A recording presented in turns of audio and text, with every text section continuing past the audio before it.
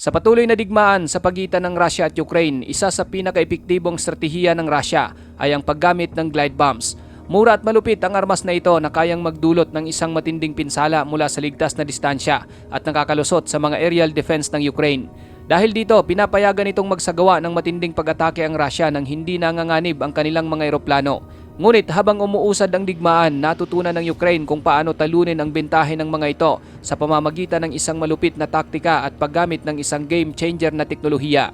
Pag-uusapan natin mga kapatid ang bago at malupit na armas ng Russia na ginagamit ni Putin upang pinsalain ng husto ang mga target nito sa Ukraine, at malalaman din natin mamaya kung paano ito napahina at ginawang hindi epektibo ng Ukraine.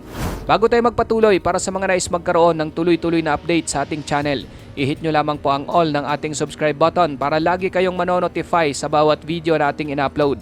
Malaking bagay na po yan bilang suporta sa ating channel. Back to the video. Kamakailan lang mga kapatid, matagumpay na napigilan ng Ukraine ang isa sa labis na nakakapinsalang uri ng pag-atake mula sa Russia na nagdulot ng malaking pagbabago sa takbo ng digmaan. Sa halos buong digmaan sa Ukraine, umaasa si Pangulong Vladimir Putin ng Russia sa glide bombs upang wasakin ang mga posisyon ng Ukraine. Ang taktika ni Putin ay simple, maglunsad ng sunod-sunod na mga bomba sa mga depensa ng Ukraine upang magdulot ng malaking pinsala na magbibigay daan sa mga ground forces ng Russia. Bagamat marami ang nasasawi sa mga sundalong Ruso, pero naging epektibo ang taktikang ito. Gayunpaman, nakahanap ang Ukraine ng paraan upang gawing walang silbi ang banta ng glide bomb ng Russia. Noong May 2024, iniulat ng BBC na mas dumami ang paggamit ng Russia ng tinatawag nilang glide bombs upang wasakin ang mga lungsod ng Ukraine. Katunayan, ayon kay Pangulong Volodymyr Zelensky, sa loob lamang ng isang linggo, umabot sa 200 na mga glide bomb ang ginamit ng Russia laban sa isang bayan na nasa hilaga ng Ukraine. At sa Marso pa lang, umabot na sa 3,000 na mga nakakatakot na bombang ito ang bumagsak sa kalangitan ng Ukraine. Napakatindi umano ng epekto ng mga glide bomb na pinakawalan ng Russia. Pagdating mo sa lugar kung saan ito tumama, makikita mo raw ang mga tao na nakahandusay na wasak ang katawan. Ang glide bomb mga kapatid ay isa sa mga kakaibang imbensyon ng Russia sa ilalim ng special military operation ni Putin.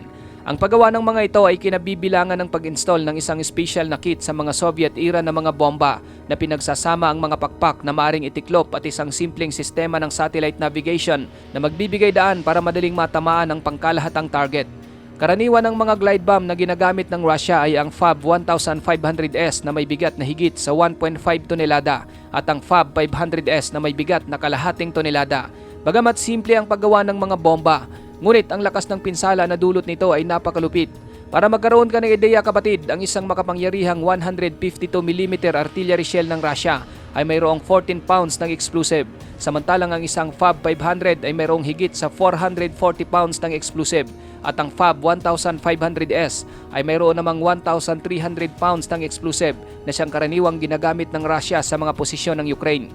Maliban sa matinding puwersa ng isang glide bombs, napakamura din ang paggawa ng mga bomba na ito.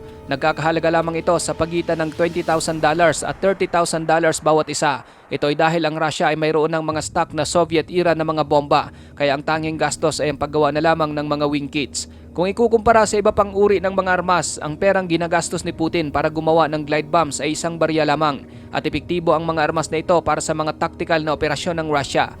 Tinatawag na glide bomb ang mga bombang ito dahil maaari silang ilunsad mula sa likod ng mga frontline sa Ukraine at mag-glide sa ere upang maabot ang kanilang mga target.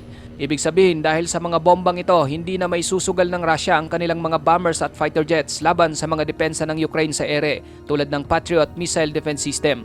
Ang isang glide bomb ay inilulunsad mula sa isang ligtas na distansya at talaga namang epektibo nitong natatamaan ang mga target sa Ukraine. Hanggang ngayon, malaki ang pinsalang na idudulot ng Russia gamit ang mga glide bomb na ito.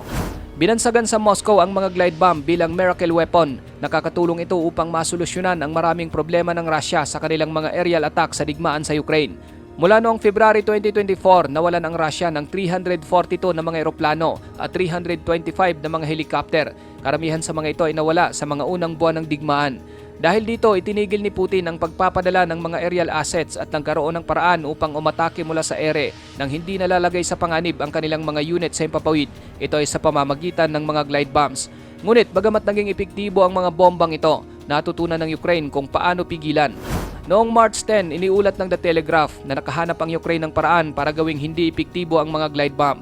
Base naman sa isang Telegram channel na tinatawag na Fighter Bomber, Nagawang i-jam ng Ukraine ang signal kaya't hindi gumagana ang internal navigation system ng mga glide bomb, kung saan ang isang navigation system ay umaasa sa signal mula sa mga satellite para gumana.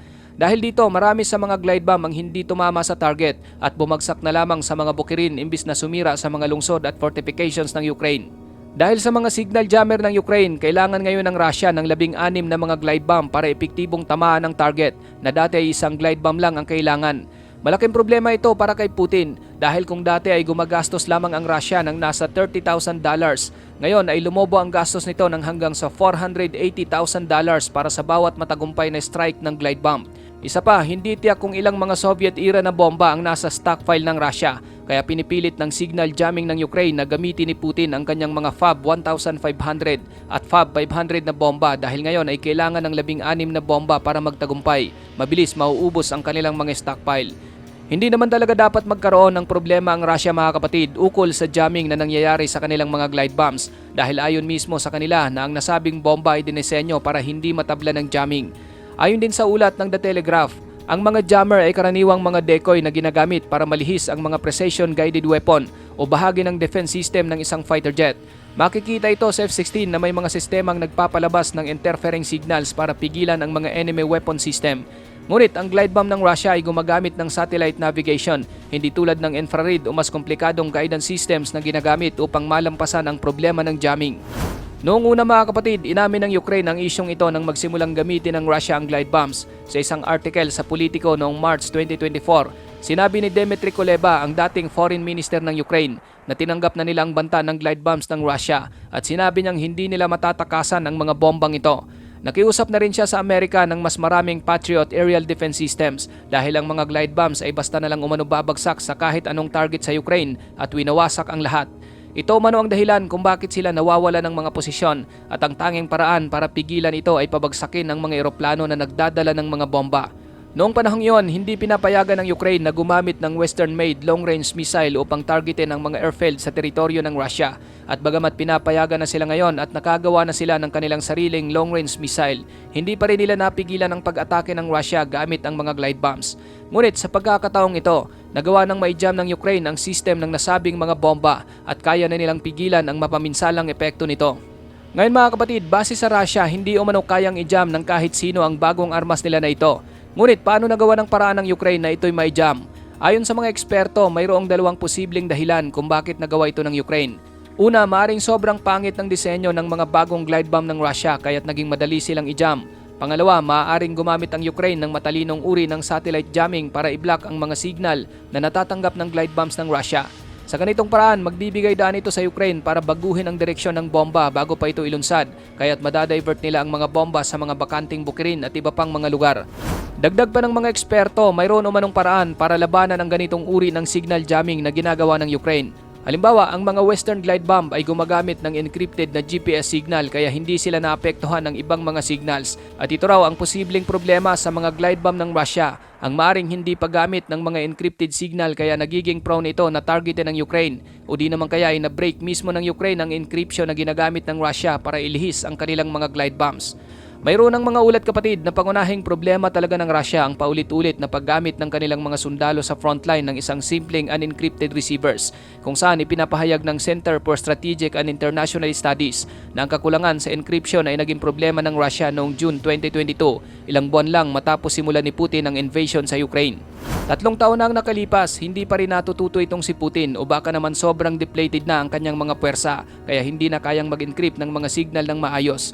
Kung ganon, malaki ang epekto ng tagumpay ng Ukraine sa pag-jam ng glide bombs sa magiging takbo ng digmaan. Gayunpaman, hindi pa rin tumitigil ang Russia, patuloy pa rin itong nagpapalipad ng mga glide bomb. Yun nga lang, karamihan sa kanila ay hindi tumatama sa target. Malaking problema ito lalo na sa mga fighter jets ng Russia at sa kanilang mga ground troops. Sa bahagi ng fighter jets, sinabi ng Forbes na ang mga Sukhoi jets na ginagamit ng Russia para maglunsad ng glide bomb ay isa sa pinakamahal nilang gagamitan at limitado lang ang kaya nitong dalhin ng mga bomba. Dahil dito, imbis na isang Sukhoi jet lamang ang ipapadala, kailangan ngayon ng Russia ng 4 na jets para makuha ang parehong resulta na kanilang nakamit bago malaman ng Ukraine kung paano i-jam ang mga glide bombs. Sa ganitong sitwasyon, tumataas ang tsansa sa panganib na maaring mapabagsak pa ng Ukraine ang isang Sukhoi jet kahit na pinipilit ng mga ito na ilunsad ang mga bomba malayo sa enemy lines. Ang pagkawala ng kahit isang fighter jet ay malaking dagok para sa Russia, lalo na ang isang Sukhoi Su-35 na nagkakahalaga ng $85 million. Bagaman mas mura ang mga lumang Sukhoi models, pero kung tutuusin, mahal pa rin ito at malaking kawalan sa kanilang stockpiles at sa perang kailangan nilang gastusin para palitan ang nasira. Malaking pera na ang nasusunog ng Russia dahil sa pagkasira ng kanilang mga fighter jets sa Ukraine. Ayon sa Forbes, nawala na ang Russia ng nasa 120 na mga Sukhoi jets sa panahon ng invasion ni Putin at mayroon lang silang mga 1,000 modern jets na kayang maglunsad ng mga glide bombs kahit dalawang banta ngayon ang kinakaharap ni Putin. Kailangan niyang ipagsapalaran pa ang mas maraming mahahalagang kagamitan upang ituloy ang glide bomb strategy at kahit nahanda siyang gawin ito, ang jamming ng Ukraine ay ginagawang hindi epektibo ang karamihan sa mga bomba. Nangangahulugan ito na mas maraming pera ang gagastusin ng Russia at kung magkataong hindi na nila kayang maglaan ng pondo, mapapagaan ito ang pressure para sa Ukraine at titindi naman ang kalagayan ng mga sundalo ng Russia, lalo na ang mga nasa ground. Ngayon mga kapatid, dahil tuluyan ng napahina ang malupit na aerial weapon ng Russia na nooy tumutulong sa pagpapahina ng mga kuta ng Ukraine bago sila umatake, malamang magre-resulta ito ng higit pang pagkasawi ng mga puwersa ng Russia. Kung wala ng glide bombs na magbibigay ng suporta sa mga tropa ni Putin na nasa ground, magagawa na ngayong mag-focus ng mga puwersa ng Ukraine sa kanilang firepower laban sa mga dumarating na sundalo ng Russia. Hindi na rin kailangang magpulasa ng mga sundalo ng Ukraine mula sa mga lugar na posibleng maging target ng glide bombs, kaya makakapag-concentrate na sila sa kanilang lakas at sunod-sunod na pag-target sa mga sundalo ng Russia. Hindi na umaasa ang mga puwersa ng Russia sa glide bombs upang gawin ang matinding trabaho nito para sa kanila at ang masaklap humihina na rin ang kanilang mga ground assaults. Ang pagtutok ng Ukraine kung paano i-jam ang mga glide bomb ng Russia ay tumutugma sa paglakas ng kanilang sariling aerial threat kung saan ayon sa Euromaidan Press, makakatanggap ang Ukraine ng maraming F-16 sa 2025. Nito lang February, natanggap na nila ang 24 na F-16 mula sa Netherlands na ipinangako sa kanila noong 2024 at ilang mga Mirage 2000 fighter jets mula sa France sa parehong buwan at may mga darating pa mula sa ibang mga bansa. Ang mga jet na ito ay aktibo ng lumilipad at dahil dito, nahaharap si Putin sa isang mahirap na desisyon. Ipagsapalaran ba niya ang kanyang Sukhoi jets upang ipagpatuloy ang paglulunsad ng glide bomb assault na ngayon ay hindi na kasing epektibo? Kung gagamitin ng Ukraine ang kanilang mga bagong jet sa depensa, maaari nilang pigilan ang ilang glide bombs na magpapahina sa pangunahing taktika ng Russia. Ngunit kung gagamitin ng Ukraine ang mga jet para sa opensibang pag-atake, maaaring mawalan si Putin ng Sukhoi jets na akala niya ay ligtas na kumikilos mula sa likod ng mga front lines. Ayon sa Forbes mga kapatid, ang labanan sa Ukraine ay mayroon ngayong pagbabago sa momentum na nagpapakita ng kahandaan ng Ukraine na baguhin ang takbo ng laban sa glide bomb strategy ng Russia. Ang kanilang mga F-16 ay may kakayahang maglunsad ng American-made na Joint Direct Attack Munition o JDAM glide bombs, habang ang mga bagong Mirage na mula sa France ay kaya namang maglunsad ng isang France Hammer glide bombs. Ang mga bombang ito ay mayroong encrypted GPS guidance systems na mahirap i-jam ng Russia. Bukod pa rito, mayroon din silang backup na inertial navigation systems na gumagana ng hiwalay mula sa mga external signals. Kaya kahit na magtagumpay ang Russia sa pag-jam ng GPS, hindi nito kayang pigilan ang mga bombang ito na makarating sa kanilang mga target. Bagamat ang mga glide bomb ng Russia ay gumagamit din ng inertial navigation system, ngunit mas mababa ang kanilang accuracy. Ayon kay US Navy analyst Mark Shader, tinatayang ang mga missile ng Russia kabilang ang mga glide bomb ay mayroon lamang 10% ng pagiging accurate na inaangkin naman ng mga gumagawa nito. At dahil sa kasalukuyang jamming na ginagawa ng Ukraine, mas lalala pa ito, kaya kinakailangan ng Russia ng 16 na mga glide bomb upang makuha ang epekto na kayang makamit ng isang bombang ginagamit noong 2024. Ibig sabihin, sa ngayon ay mayroong malakas na kalamangan ng Ukraine sa depensa at atake laban sa mga taktika ng Russia. Sa loob lamang ng ilang linggo, nagawang i-jam ng Ukraine ang glide bombs ng Russia, kaya't napahina ang isa sa mga pangunahing estratehiya ni Putin. Ngunit kahit malaking tagumpay ito, hindi ito isang perpektong solusyon. Ayon sa military analyst na si Thomas Whittingham, maring maapektuhan ang paggamit ng Ukraine sa kanilang sariling mga glide bombs dahil sa relasyon nito kay US President Donald Trump. Hindi pa pinapayagan ng US ang Ukraine na gumamit ng encrypted signals dahil sa takot na baka mapunta ang teknolohiya sa kamay ng Russia. Dagdag pa, ang mga jamming system ng Russia ay maaring mahadlangan ang kakayahan ng Ukraine na gamitin ng buo ang mga bagong armas. Pati na ang jamming efforts ng Ukraine ay maaring magdulot ng problema kung maaabala ang sarili nitong glide bombs na maaring magdulot ng hindi inaasahang mga epekto. Gayunpaman, malaking hakbang ito para sa Ukraine. Ngayon, nahaharap si Putin sa isang seryosong problema. Kung hindi siya makakahanap ng solusyon, maaari pang mawalan ng Russia ng libu-libong sundalo sa 2025 dahil hindi na kayang punan ng mga glide bombs ang mga kahinaan ng kanyang mga taktika. Ang tagumpay ng Ukraine sa pag-jam ng glide bombs ng Russia ay isang mahalagang pagbabago sa digmaan na malaki ang epekto sa mga taktika. Sa pamamagitan ng pagpapahina sa pinakamalakas na aerial weapon ng Russia, hindi lamang binabawasan ng Ukraine ang pressure sa kanilang depensa, kundi nakakakuha din sila ng bagong kaalamangan sa laban. Bagamat may mga hamon pa tulad ng mga potensyal na panganib ng interference sa jamming at hindi tiyak na suporta mula sa ibang bansa, ipinapakita ng innovation na ito ang lumalaking kakayahan ng Ukraine na kontrahin ng makabagong armas ng Russia. Ang mga susunod na buwan ay magiging kritikal dahil may pagkakataon na ngayon ang Ukraine na gamitin ang bagong kaalamangan na ito upang lalong pahinain ang mga puwersa ng Russia at guluhin ang kanilang mga opensiba. Sa huli, ang game changer na teknolohiyang ito ay maaring isa sa mga susi sa pagpapasya ng kinalabasan ng digmaan. Ikaw kapatid, ano ang masasabi mo sa videong ito? Para sa iyong opinion, i-comment mo na yan sa ating comment section sa ibaba. At kung nagustuhan mo naman ang videong ito, paiwan naman ako ng like at pasubscribe na rin sa ating munting channel. Maraming salamat sa panonood hanggang sa susunod na naman nating upload. Peace out!